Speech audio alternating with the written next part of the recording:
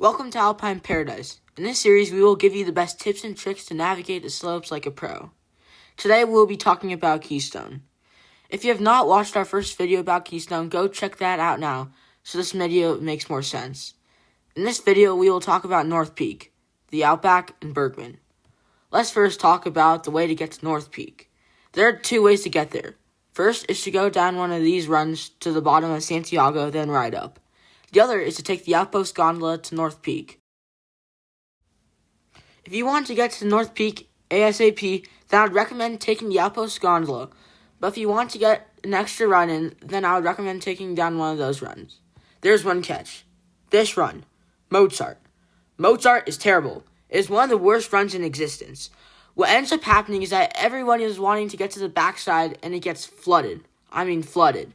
It can get very icy also. If you want to get to the backside and want to get an extra run in, I would highly recommend you taking Diamondback over Mozart. Diamondback is a very nice groomer in the morning, but at the end of the day can get pretty icy.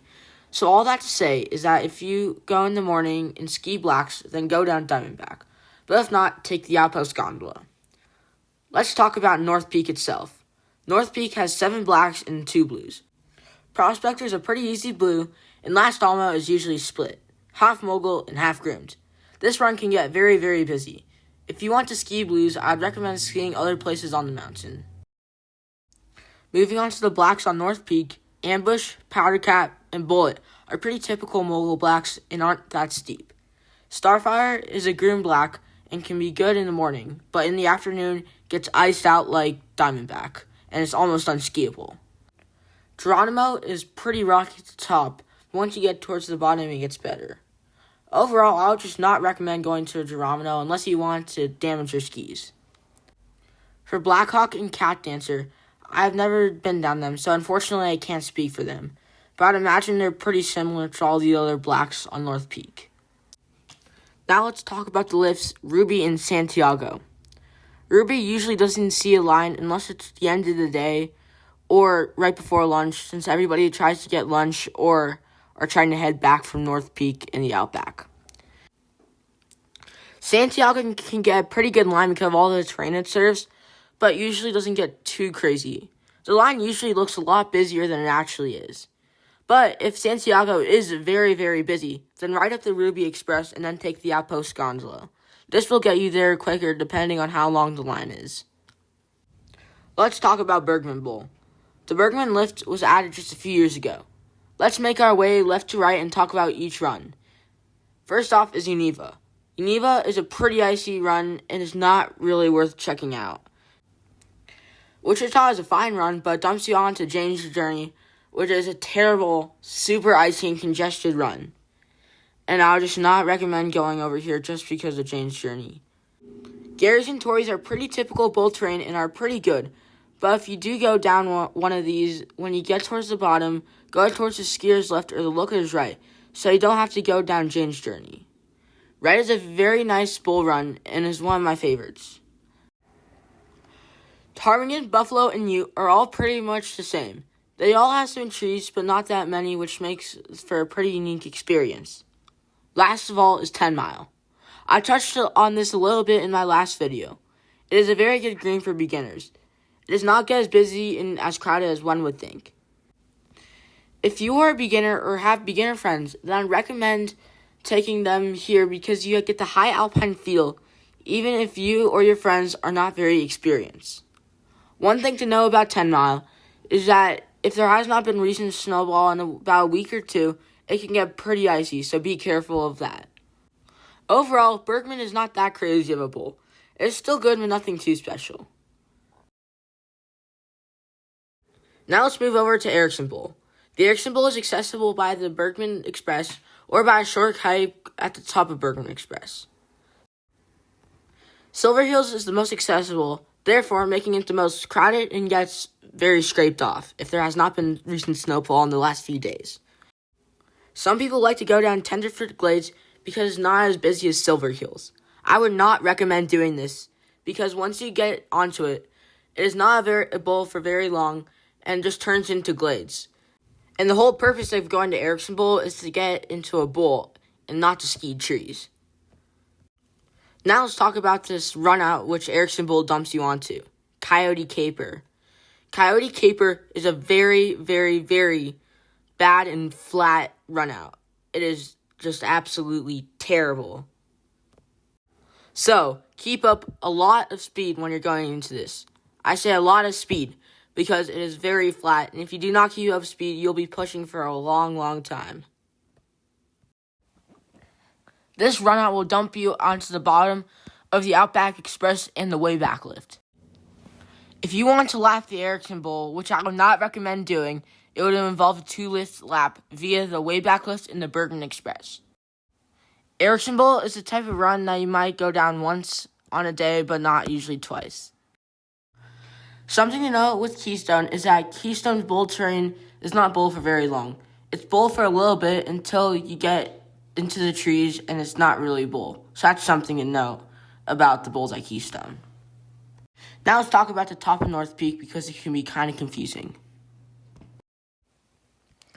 The way back lift is on the far right, and if you are on it, exit left to go to the Santiago pod and the Outpost Gondola, and right to go to Spillway and back to the Outback.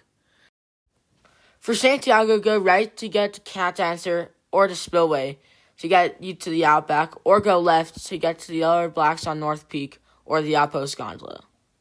Now for the Outpost Gondola. The Outpost Gondola is actually lower than the way back and Santiago lifts. This is something I actually did not know before I went to Keystone, and I was very surprised when I heard this. So you cannot actually access the blacks off Santiago or Las Alamo from the Outpost Gondola. So take that into consideration when taking the Outpost Gondola. Now let's move to the Outback. The way you can get to the Outback is from Spillway, from Santiago, or by way back. The other, which I would highly recommend you do, is that you take Anticipation, regardless where you are on North Peak. It is accessible from the Santiago chair, the way back lift, or the Outpost Gondola. The reason why I would recommend taking this is because if you are getting off the Outpost Gondola and want to take Spillway, you will have to traverse uphill with downhill traffic, and if you are taking Santiago or way back, then you will not have to take this traverse to Spillway and just go downhill to Anticipation.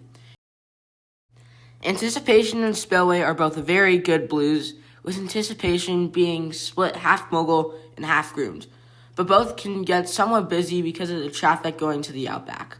I would normally recommend lapping these, but because of the slow way back lift, I would not recommend doing this because I do not think it's worth your time, but some people might think it is. Let's talk about the Outback itself now. The Outback is the place to be on busy days. The Outback is served by a high-speed quad, which is pretty nice. Something to note is that all the blacks on the looker's left are all pretty similar, and the further you go on the looker's left, the more you have to push on that horrible run-out Coyote Caper I talked about earlier. Also, all those runs have similar profiles, being the trees for the first 3/4 and the rest being mogul fields. Let's first talk about Timberwolf. I can never find Timberwolf that worth it because of the long traverse at the end on Coyote Caper, so overall it's not worth going to Timberwolf because of the long traverse at the end. Unless it is a POW day, and it's totally worth it because most people on POW days are too lazy to push all the way over to Timberwolf and push all the way back on Coyote Caper. So Timberwolf is awesome on POW days. But besides that, just avoid it. Bushwhacker is pretty similar to Timberwolf, and I don't find Bushwhacker worth it at all because of the long traverse on Coyote Caper. I don't even find it worth it on POW days because if you're going to go for a long traverse for so long, then might as well go a little longer to get much better snow conditions at Timberwolf. So just avoid Bushwhacker, and it is never worth it. Badger is a nice tree and it has a mogul field at the bottom. This is my favorite run out of all the blacks in the Outback because the traverse at the end isn't very long. For the Grizz, I unfortunately do not know what it's like because I've never skied down it, so I can't give any advice on it. Now let's talk about the Blues. Oh Bob, I believe, is not groomed, and I personally have found that has been pretty rocky at the entrance, but it's pretty nice besides that, so I would not advise you going down it unless you are willing to take the risk of damaging your skis because of the rocks. Elk Run is directly under the lift, and it is a nice run and is one of my favorites. It is split half mogul and half groomed. It is the main run in the Outback, therefore I'm making it the busiest, but it's not so bad. Now let's talk about Bighorn. Bighorn is usually completely ungroomed and is a long, tiring blue mogul run. So take that into consideration when you want to go down it, because you don't want to get stuck on a run. Overall, Bighorn is a pretty good run, and I would highly recommend it for skiers who can ski moguls and want to try an ungroomed black but are not 100% sure if they're ready for it. This run is a very good test it to see if you're ready. Now let's move to Porcupine. Porcupine, I believe, is half groomed and half mogul. It is usually pretty empty and can be a very nice run.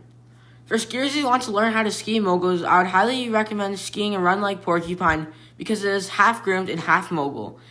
And the reason why I would recommend a run like this is because if it's half mogul and half groomed, then you can bail out onto the groomed area if you're unsure about the moguls or just feel uncomfortable in them. Gassy Thompson and Hoodoo on the front side are also great for learning moguls, even though they're usually ungroomed completely. They're usually pretty small moguls, so they're very good for trying to learn moguls because they're pretty small. Now let's talk about Wolverine. Wolverine is a run that's completely in the trees until you get to the run out. And I would keep up a little bit of speed because the run out is a little bit flat.